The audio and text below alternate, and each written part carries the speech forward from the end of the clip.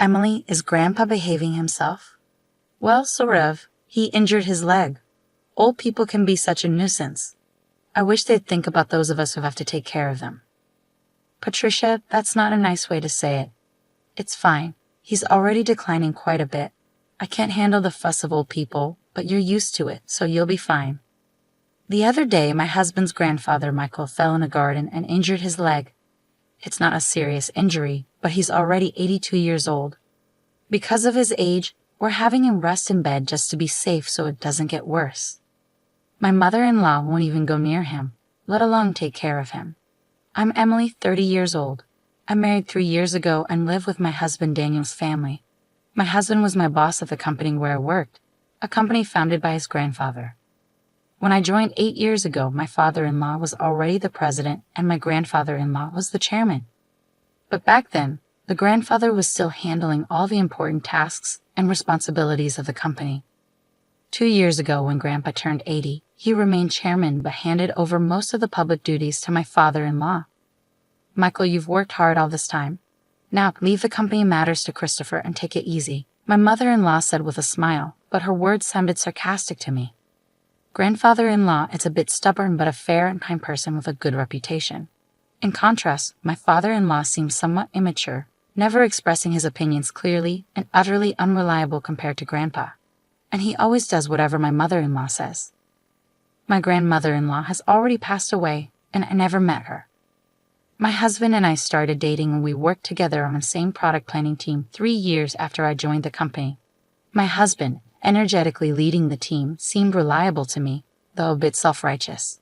Maybe I felt that way because I lost my father early and grew up with just my mother.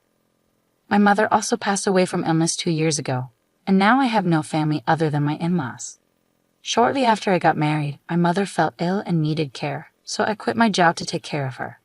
The fact that my husband's family didn't object was probably due to a single comment from Grandpa. It's only natural to take care of the mother who raised you alone. Don't worry and take good care of her. Thanks to that, I was able to be by my mother's side every day for a year without financial worries until she passed away. My mother-in-law seemed a bit dissatisfied, but I was truly grateful. However, since Grandpa handed over the company to my father-in-law, everyone's attitudes towards him have gradually changed. They no longer listen to his opinions as much, and I can't shake the feeling that they're treating him carelessly. At first, I thought it was just my imagination, but watching my mother-in-law and husband's behavior, I can't help but feel that way. My father-in-law's attitude is non-committal, but it feels like he's ignoring Grandpa as if he's no longer needed since he's practically retired. Watching my in-laws' behavior, I feel somewhat angry. Hey, don't you think your attitude, Patricia, and yours too, is a bit cold towards Grandpa? So what's the big deal?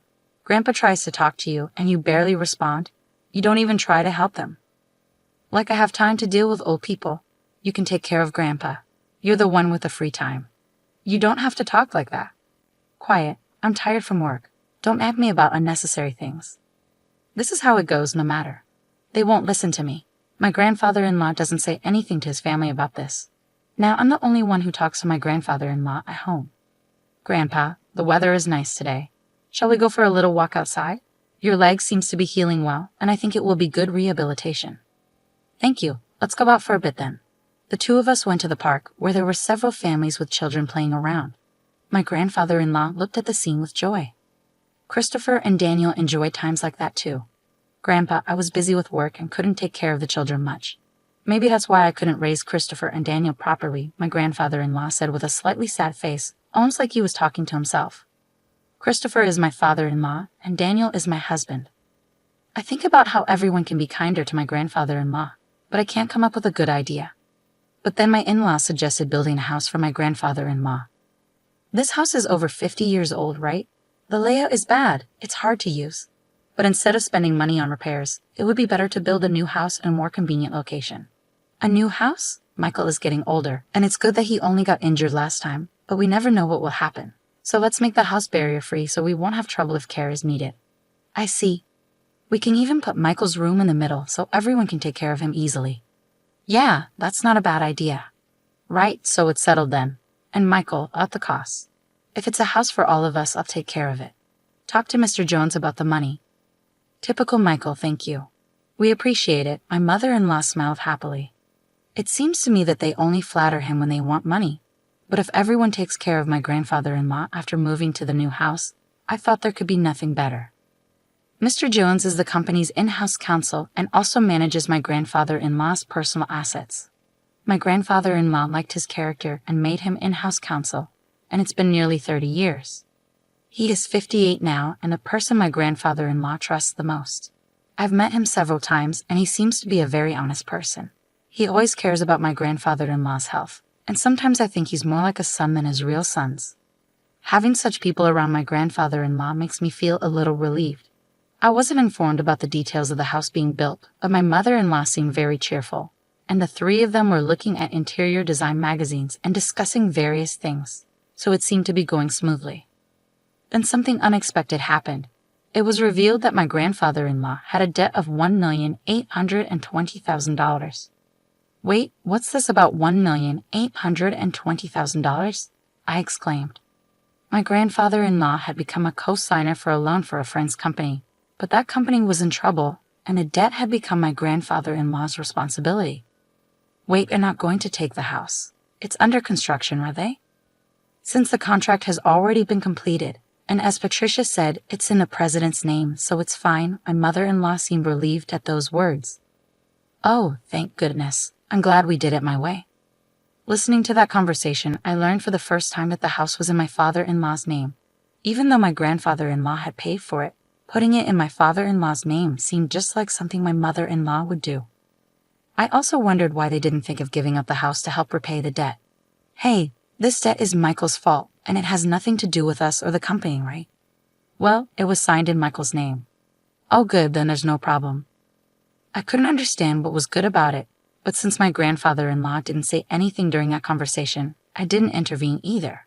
After all, it's not an amount I could handle. A few days later, my grandfather-in-law's behavior began to change gradually. Grandpa, what would you like to eat for lunch? Who are you calling Grandpa? I'm only 50. You have no right to call me that. Huh? Sorry, Emily, right? I was lost in thought. At first, I thought he was just deep in thought, and when it happened repeatedly, I began to feel uneasy. Patricia, what are you doing? Where's my meal? Grandpa, I'm Emily. Patricia is your daughter-in-law. You ate your meal earlier. Didn't eat? Are you trying to starve me? I wondered if my grandfather-in-law's condition was triggered by the $1,820,000 debt, and seeing that none of his family members were trying to help him might have been a double shock. I tried to persuade my grandfather-in-law to go to the hospital, but he adamantly refused. He might not want to admit that he could have dementia. I didn't want to force him, but I felt helpless on my own. I consulted my husband, but he simply brushed it off, saying it had nothing to do with him. My mother-in-law wasn't any help either, so I turned to my father-in-law as the only option. Yeah, I heard from Patricia, Daniel. They think it might be dementia. Can you go to the hospital with us? I asked him. But it's not that bad yet, right? If we go to the hospital, others will find out my father has dementia, he responded. There are good medications now that can slow the progression. Well, there's no need to rush. Let's watch him a little longer. Emily is here, so they'll be fine, right? I couldn't help but feel frustrated by their lack of concern. I couldn't depend on them. Grandpa, let's go to the hospital. Let's get you properly examined, I urged. Who are you? Where are you planning to take me? You're up to no good, he retorted. I felt tears welling up, seeing how stubborn my once kind grandfather-in-law had become. But my mother-in-law just laughed, amused. Even if he was the chairman, it's over for him now. But now everything, even the company, is all Christopher's, she remarked casually. Patricia, Grandpa isn't completely unaware. He's listening to everything. He'll forget everything soon. He'll start wandering, dribbling. Just thinking about it gives me chills. He's nothing but a nuisance now, I protested.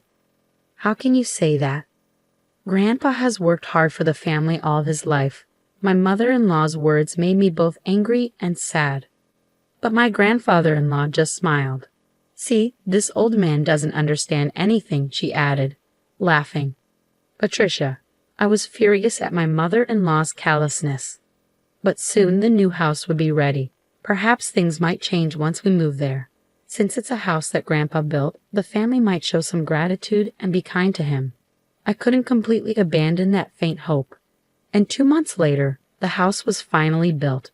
For days, I had been compelled to pack my in-laws' and husband's belongings, while my father-in-law's and my own items remained mostly untouched. Even when I attempted to organize my things, my in-laws and husband kept assigning me tasks, preventing any progress. However, I reasoned it would be okay to relocate the smaller items later since this house wasn't disappearing.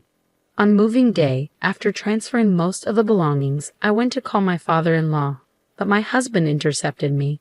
"Ah, you and Grandpa can stay here," he announced. "What? You can stay in his house? We don't need any extra baggage in the new house. In other words, you and Grandpa will live here from now on, and I'll give you Grandpa's debt too." "Well, you can at least be a housekeeper. Hey, let's go." "Yeah, I'm coming. Good luck with all the debt repayment and live-in care." My in-laws cheerfully departed, leaving me stunned. For a while, I couldn't comprehend what had just occurred. Were we abandoned, not just me, but also my grandfather-in-law, only they would reside in the new house? It took me some time to grasp because it was beyond my imagination that someone could be so cruel. How should I explain this to my grandfather-in-law? Slowly, I made my way back to the rear room. I didn't mind caring for my grandfather-in-law at all. That was my intention from the start. As I timidly prepared to call out to him, noticing his back facing me, he seemed to sense my presence and turned around before I could speak. "Have they gone already?" His expression as he uttered those words looked entirely different from what it had been just months ago. To be honest, he seemed like a different person. I wondered if a new symptom had emerged, but the next moment my grandfather-in-law smiled, and his subsequent words caught me off guard. As I was talking to my grandfather-in-law, Mr. Jones came. "Chairman, have you finished getting rid of the unnecessary staff?" "Yes, it's all done. Let's go, shall we?" Where are we going?" "Of course, to the new house." I left the house where I had been residing, guided by my grandfather-in-law, without fully understanding what was unfolding. The following month, my mother-in-law and husband bombarded me with countless calls. My grandfather-in-law declared he wouldn't entertain their calls anymore, but I answered my husband's call due to the looming divorce. "Hey, Emily, is Grandpa with you? When I went to the old house, it was up for sale. It's not worth $1,820,000, so you can't repay the debt." "Is that why you did that?" my husband interrogated. "What do you mean?" "Put Grandpa on. Dad said he can't get in touch at all. That forgetful old man has done something outrageous." I knew what he was referring to, but I wanted to hear my husband's side of the story. Grandpa sold the company's stocks to the executive director. Thanks to that, the executive director became the largest shareholder, and a shareholders' meeting and board meeting were held, resulting in Dad being dismissed as president. But the executive director is well-liked, and maybe Grandpa thought it was better to hand over the company to him. The executive director must have deceived the senile old man into selling the stocks. This is invalid. You seem to be misunderstanding something, but Grandpa doesn't have dementia. If anything, he seems more coherent than before. What? Until that moving day, I genuinely believed that my grandfather-in-law had dementia. It appears that my grandfather-in-law harbored suspicions from the moment my mother-in-law mentioned building a house to live with him. So he devised a plan. He feigned dementia to observe how my in-laws and husband would react. As anticipated, they revealed their true colors, one after another. In the end, they left my grandfather-in-law and me behind. I struggled to contain my laughter because everything unfolded exactly as I had expected. My grandfather-in-law then said, I found myself surprised, relieved, and slightly conflicted. To deceive the enemy, you must first deceive your allies, my grandfather-in-law chuckled. It seemed he had been receiving regular updates on the company from the executive director and Mr. Jones. With my grandfather-in-law gone, my father-in-law and husband acted as they pleased, self-righteous, and completely ignoring the opinions of the employees, often entertaining at the company's expense. Eventually, my grandfather-in-law handed over the company to my father-in-law, but he harbored concerns about the future, leading him to take decisive action. In the end, he decided he couldn't entrust it to his son and left it to the executive director. I explained. What about the $1,820,000 debt? My husband inquired. That's gone now, I replied.